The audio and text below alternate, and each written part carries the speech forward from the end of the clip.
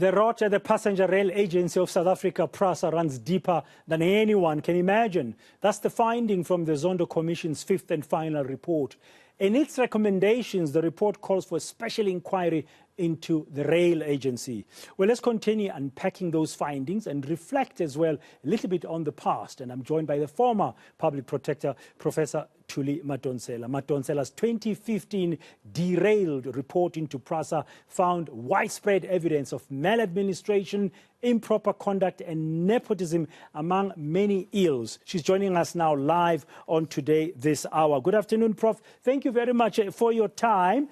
First question that came to my mind when we were reading about what's coming out of the fifth and final report of the State Capture Commission of Inquiry, the recommendation about the way forward for Prasa was you wrote that report entitled Derailed in 2015 as a public protector. What went through your mind when you read Chief Justice Raymond Zondo's recommendations, especially around another commission to probe into Prasa?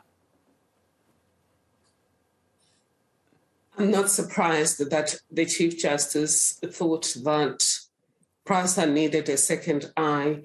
As we were investigating state capture, there were more allegations that came to us relating to what was going on at Prasa, large amounts of money, including the issue of the purchasing of homes for Mr. Montana, and therefore that needs to be probed. It's a pity, of course, that the commission had too much work and couldn't go deep enough. Yeah, because their terms of reference became wider soon after you published the State of Capture report recommending such a commission. It was broadened. But when you read about the rot now that we are all focusing on about the Prasa, and you think about the work you did with that report in 2015, Derailed, do you think we'll ever get to know exactly what's going on and how much the country has lost? I'm saddened, of course, by the revelations, but at the same time also encouraged by the fact that we now know a little bit more than we did then. We will soon know the full truth. It was Martin Luther King Jr.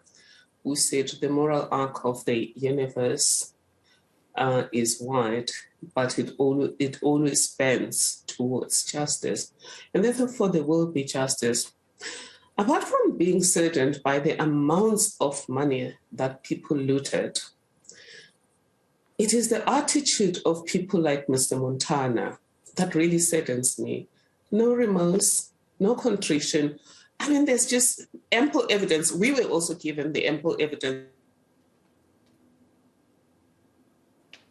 that showed that houses were bought for him in a way of laundering the bribes that were being paid. And I would expect him at the very least to be contrite instead of issuing media statements that try to divert our attention to other issues.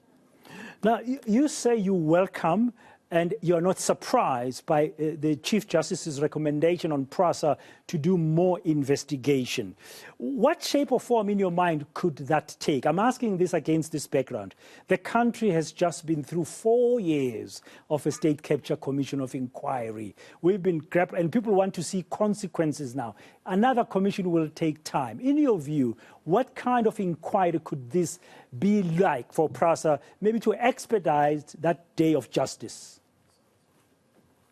I think at this stage it should just be the hooks that zero in, because there are enough pieces of the puzzle to give you a prima facie case of corruption, money, and just generally theft of public funds.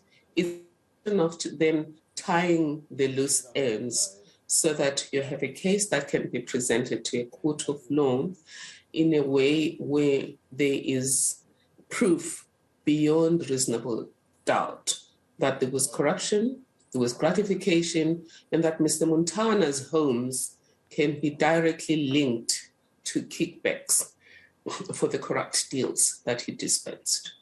Yeah, and Prasa seemingly dealing very unfairly with employees who were pointing out the issues at the time, including at the time when you did your report, the derailed report in 2015, and later on. Just yesterday, Prof, I was interviewing Martha Ngoye, one of the whistleblowers. She was the head of legal services, and she's being targeted by Prasa. It's really tragic. It is the story of all whistleblowers. I gave a speech at South African Women in Dialogue a few weeks ago where I spoke about whistleblowers being really like soldiers who are sticking their heads above the parapet. Because you go there with faith that if you tell the truth, people will appreciate the truth, apprehend the culprit, recoup the money, and things will be hunky-dory. It doesn't work like that. Because the truth is the corrupt do not eat alone. One of the difficulties of fighting corruption is that those who pursue clean governance seem to pursue it just for the sake of clean governance. The corrupt don't eat alone, and they also remember the Gogohlaminis. It becomes very difficult, therefore, to uproot the corrupt because it's a whole syndicate. Now, if it becomes very difficult to uproot the corrupt, is our approach the right one? In the next hour, I'm asking you this question just for your thoughts and your insight about it. I'm going to be interviewing Robert Alpbaum. He's one of few people who've been writing about maybe it might be a bitter pill to swallow. We just need an amnesty for people who've been in corruption. But on certain conditions. I see you're smiling as I'm asking this question. What are your thoughts about it? Do we need an amnesty for state capture, people who are involved in state capture? Absolutely. And I've heard this from several people. I remember meeting a fellow from Harvard at the time who used to be a mayor of Bogota. And he was very keen on this idea of a carrot and stick approach to corruption. Because as I've said, Dan, you're dealing with a syndicate. And therefore, if you're targeting one person, you're not going to get a lot of the pieces of the puzzle. And those who are corrupt that you're targeting would still have a tight grip on people inside the system, making them continue to be corrupt on their behalf, but also threatening them in the event they don't do as being asked. So the only way you can cut the tentacles of the monster that is corruption is make sure that everyone who's been involved in the syndicate is accounted for, and those who are small role players are given some form of amnesty. It's something I've been asking for, and then people thought, oh, maybe my friends are implicated. No, I'm not asking for amnesty for big guys. I'm asking for amnesty for the finance clerk, the HR clerk, the supply chain management junior managers, even senior managers, but the ordinary foot soldiers. I don't think we're going to lose much if we give amnesty to the foot soldiers of corruption. It also gives us an opportunity to break the syndicate. In Germany, they don't allow people who work in finance and supply chain management to stay in the same place for too long, because then that's how these syndicates form and pursue their business.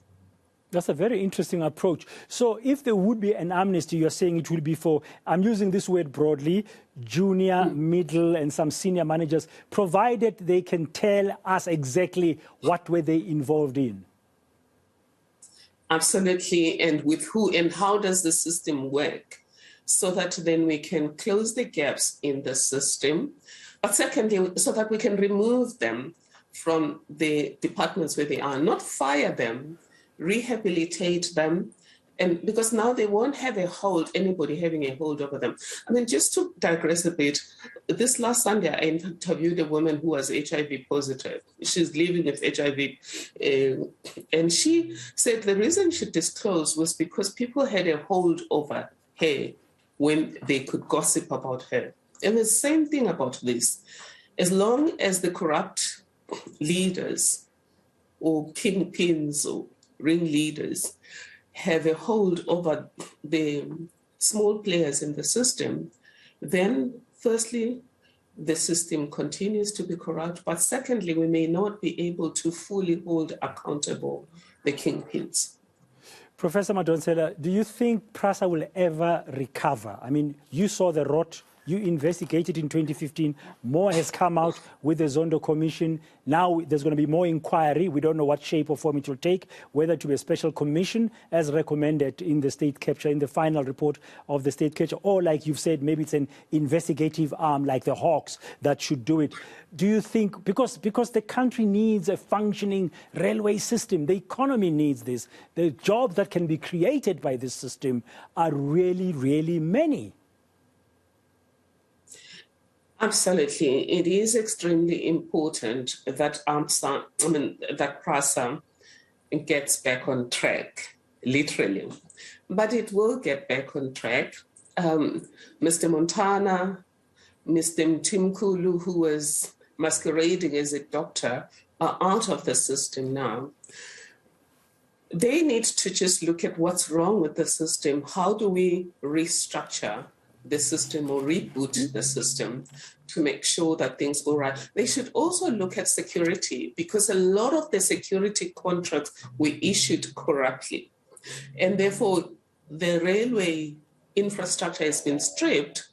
And I wouldn't be surprised if the very same security companies that were kicked out of the system for corruption may now be involved in the stripping of the railway infrastructure. So when people are corrupt, the outcome might not be seen immediately. The outcome of corruption, mismanagement, and all misgovernment or misgovernance may not be seen during the term of the people who are governing wrongly. You start to see it long after they've left the system. That's not making an excuse for the new guys like what's happening at ESCOM, Prasa, but it just means that cleaning up the system before you make it work takes time. People always say, as a public protector, we did excellently. Our predecessors were not known. That's not true. They did the groundwork. They built an organization that functions. By the time I got there, the organization was ready to perform. And finally, what about political will? Because under Popo Molefe as chairman, he said he got no support. Even in the state capture final report, Chief Justice Zondo points out that the president himself, Matamela Suremaposa, didn't do much to really deal with the issues at Prasa. So what about political will or lack of it that we've seen that has helped or enabled, directly or indirectly, the festering of corruption at Prasa? And political will have to be pumped up then. Without it, we can't do much. We're not asking for the politicians to get involved because they might get in the way. But it's just important for those inside the system to know that they're protected, that everything that they do will be supported, be given the moral support and the money. And that takes me to Singapore. Lee Kuan Yew would not get involved in what was happening in the investigation bureau, etc. But they knew that he had their back, that they could go against any corrupt person in the country and they would not be thrown under the bus by anyone. And I've got no reason to doubt that the will people that have to do the cleanup process. Thank you very much, Professor Thuli Madonsela, for your time on today on eNCA. And apologies for that little bit of cuts here and there on that connection. But we got the gist of what the former public protector has to say about Prasa. She penned that derailed report, the report entitled Derailed about Prasa in 2015. Now,